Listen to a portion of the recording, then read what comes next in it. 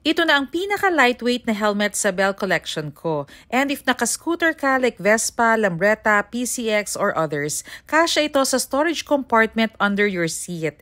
Ito ang Bell Scout Air. Sobrang gaan ito at only 900 grams. Kaya pag suot mo ito, super comfortable kahit sa long ride. Bakit ang gaan? Kasi gawa ito sa aramid, carbon fiber, and fiberglass na mga lightweight materials. Pasado ito sa DOT and ECE certification kaya built to protect.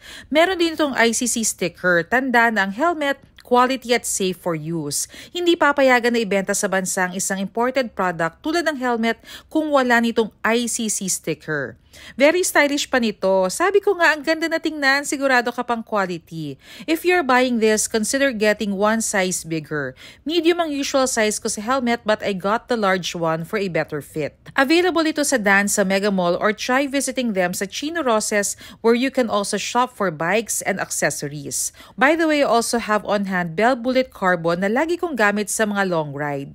Bell has been around since 1954 and ginagamit rin ito ng mga racers sa F1 and MotoGP, testament na talagang matibay. Gusto mo rin bang matutong magmotor? Tandaan, kung kaya ko, kaya mo rin.